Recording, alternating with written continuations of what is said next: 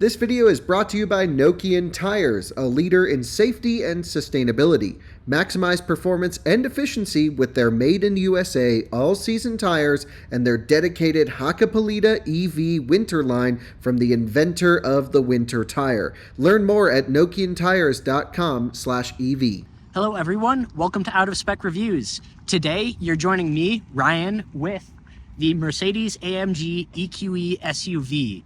Today we're taking it on the 10% challenge, which is essentially our road trip simulation test. Let me tell you a little bit more about this car and about our testing. This is the Mercedes AMG EQE SUV. And if I can say so myself, I think it looks pretty good. A hell of a lot better than the EQE sedan, at least in my opinion. Now, this is a mid-size SUV, and this is a bit smaller than the EQS SUV that we tested previously. It's got a similar battery pack, however, it's got a few fewer modules, so it's less capacity as well as lower voltage. Now, what that actually means is that even though this will charge at the same amount of current, it's a lower total power. Peak charging power is 170 kilowatts. That's compared to a bit over 200 in the EQS SUV. And again, this is the AMG version of it. So we've got 21-inch wheels, Michelin Pilot Sport EV tires, big brakes. This is the sporty version. And we've already done a range test. I encourage you guys to check that out if you have not already. And I think it did pretty decently for being a performance variant of a mid-size SUV. As with many of our tests, the first step is filling up tires to the manufacturer recommendation, which I've already gone ahead and done. The next thing we do is we take the car and we run it down to 10%, but we fully precondition the battery. So in this case, we can put in a charger. Here we have a charger right behind us as our destination, and the car will automatically precondition the battery. It will heat it up or cool it down, do whatever it does to get into the right temperature range so that it can accept the maximum charging speed. So once we've got our charging, our battery all good at 10%, fully preconditioned, we're going to head over to the charger and plug in. And there's a little bit of variability with plugging into chargers. So once you plug in, it takes a moment for it to actually start charging. So we actually record that time as what we call the handshake time. And that's the time from when we plug in to when the contactors click, indicating that it's actually charging. Once it starts charging, we then charge up, and again, we're getting the max speeds that the car can take. This is a 350 kilowatt charger, and the battery is fully preconditioned. We'll plug in and we'll charge for precisely 15 minutes. And after 15 minutes, we'll unplug and then get going on the test. So let's plug in, and then I can tell you a little bit about our testing procedures, what we'll be doing while we're driving. We're all set up. We are ready to plug in, and I'm going to do that on my phone, record the handshake time, and I'll be back with you guys very shortly. All right, it was a fairly slow handshake, 49 seconds, and it is ramping up extremely slowly. It started off at about 30 kilowatts, and it's been 40 seconds already, and it's still ramping up. And again, that's not including that 49-second handshake.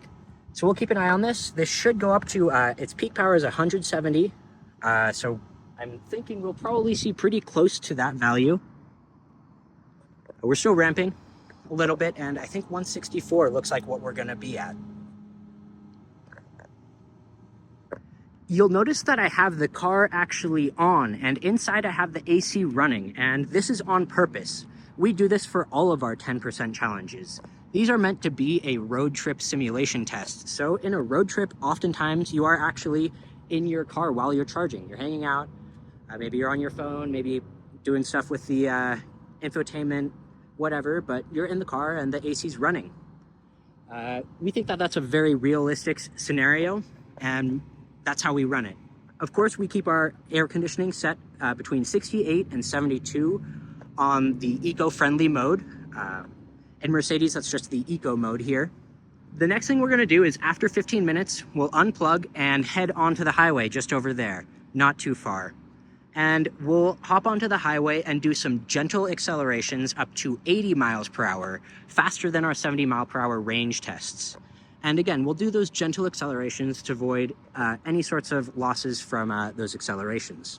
Once we're on the highway, we're gonna try to maintain 80 miles per hour GPS speed, and we're gonna avoid drafting other vehicles, other trucks, all that stuff. This route is meant to be an out and back style test. So we started charging with 10%. We're gonna fill up for 15 minutes and that'll give us some amount of battery. We're gonna drive, and once we use about half of the battery that we charged up right here, we'll turn back around, and hopefully, as long as things go according to plan, we should end up close to this location once we are at 10%. We are actually planning on staying on the highway the whole time. Once we tick over from 11% down to 10% state of charge, that's when we record our mileage. That's the 10% challenge figure, our result. And again, that's meant to be a out and back style loop test, so we don't have any elevation gain or loss. There shouldn't be too much of an effective wind.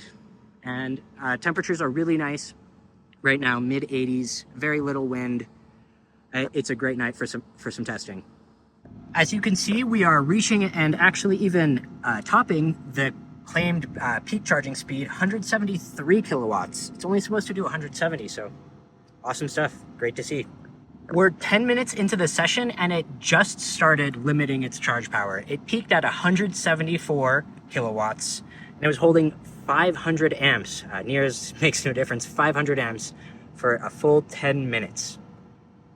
I think this is gonna get a ton of energy over this 15 minutes. I'm pretty impressed. We're reaching the end of our session and I'd like to point out we're still taking 157 kilowatts. We've barely tapered at all. Crazy impressive stuff. And end session. Got up to 51% state of charge and 39.9 kilowatt hours dispensed. It was basically pegged at its maximum charging speed the entire 15 minutes. A great charging session by the EQE SUV. Now let's unplug and get on the road. Also wanted to show you, we've got some battery info. The battery's at 118 Fahrenheit, so pretty hot, but certainly not in the red. Pretty impressive considering it just did that fast charging session and it's still 80 degrees outside. You're joining me a few minutes into the drive. Things are going great. Very, very little traffic, so we're able to maintain this 80 mile per hour speed. 83 indicated is actually 80 GPS speed, so that's what we're set at. You can also see I'm in the comfort mode, and that's important because it retunes how the motors react and how it does everything to optimize efficiency for this vehicle. Also, I've got the AC set to 72, and you can see the green means it's in eco mode. So we're just gonna stay on this highway, try to maintain 80, and see how far we can get. We charged up to 51%, meaning we added 41%. We should turn around after using approximately 20%, meaning we should turn around when we reach around 30-ish percent state of charge. So that's our plan so far. Things are going smoothly here. It's at 44% state of charge, and the efficiency is very poor. Now, I think there's a bunch of different reasons why that could be, but I'm gonna hang tight, see how that adjusts and changes over time. I've been watching it. It's been going down slowly over time. So I think efficiency will improve, and we did see a decent efficiency considering the size of the vehicle and it's the performance variant during our 70 mile per hour range test. I'm optimistic that we'll still get a very good number from this vehicle. Despite being a performance variant, I think the efficiency is still going to be decently solid, and that charging that we saw was really great. 170 kilowatts isn't necessarily the highest peak number that we've ever seen, but that was a very, very flat curve all the way up to 51%. It was crazy. Held almost 160 kilowatts that entire time. So a huge amount of energy delivered. So it's just up to the efficiency at this point to see how far we can get. Otherwise, I think this car has been extremely comfortable. I have to remind myself that this is the AMG, the performance variant. This has got the big wheels, big tires, and yes, there actually is a little bit of tire noise that I can hear and a little bit of wind noise, but it's nothing too severe. It's still extremely comfortable, and in my opinion, I think it's still a very quiet car. Really impressive stuff from Mercedes AMG to get such a solid package out of the performance variant. We're about a quarter of the way through this 10% challenge, and that efficiency is right around 2.1 miles per kilowatt hour, which is quite poor actually. And that's about halfway, and we're getting just like about 2 miles per kilowatt hour. Really poor efficiency. We've got about a 5 to 7 mile per hour headwind, but yeah, that's the efficiency we're getting. Quite interesting. You joined me about 3/4 of the way through the test. We've got 21% state of charge left, and take a look at the efficiency. It has improved a ton on the way back. Again, this is just highlighting the importance of these loop-style round-and-back tests. Make sure we cancel out all the wind, all the elevation, all those factors that will affect those numbers. And I was worried we were going to end up with an efficiency that would rival, maybe like a Rivian or something. But it's looking a lot better than that. We're going to get a lot better than what we were on the leg out. Efficiency was great on that return leg, so what we're going to be doing here is just doing a loop around. We're going to be staying on the highway so we can maintain that 80 miles an hour and just flip around. I'm rejoining the highway, and I'm doing a gentle acceleration. And again, this is the gentle acceleration. We're reducing any sorts of losses we're getting, and we're gonna move ourselves all the way up, back up to 83 indicated, which is 80 GPS speed.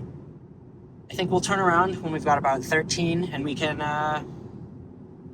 count it down when it crosses over to 10, from 11 down to 10, and that'll be our figure. And again, those are some numbers that we've got right now. But we'll keep going. And there it is, 10% state of charge. That's 2.4 miles per kilowatt hour and 87 miles. It just ticked over to 88, but 87 miles was the number. Wow, all right, so I think those are pretty decent numbers. The efficiency is not anything super great. But 87 miles from 15 minutes of charging, I think is pretty solid. It's very respectable. And again, I'm trying to keep in mind that this is the performance variant. This isn't the range version. This isn't the road tripping version. This is the sporty one if you want to go fast. The real spicy one. Well, we made it back to the EV Go station, and I think that's a good wrap for the test. 2.4 miles per kilowatt hour is really not too great, but I think it's important to remember that we're going 80 miles per hour in this test. And again, this is the AMG EQE SUV. This is the performance version, and of course, with higher performance, you should expect lower efficiency. If you wanted more range, you can always go for a lower trim of the EQE SUV. Those are options, but regardless, I think the charging that we saw during this test was really, really impressive. 51%, up to 51% in those 15 minutes and almost 40 kilowatt hours delivered. It was an extremely flat charging curve, well above 150 kilowatts for the entire time, which is really solid, really impressive, and not a ton of cars can match that kind of a charging curve. I'm really pleased to see that. And furthermore, the result of 87 miles, even with the relatively poor efficiency, that's a pretty good number. In 15 minutes, you can get an honest hour plus of driving on the highway is really solid. I think that's a good road trip result. And, you know, if you wanted something more, you can get the higher range versions of the EQE SUV, but I think this is still a great option and very capable as a road tripper. I'm excited to hear what you guys have to think. See you guys on the next one.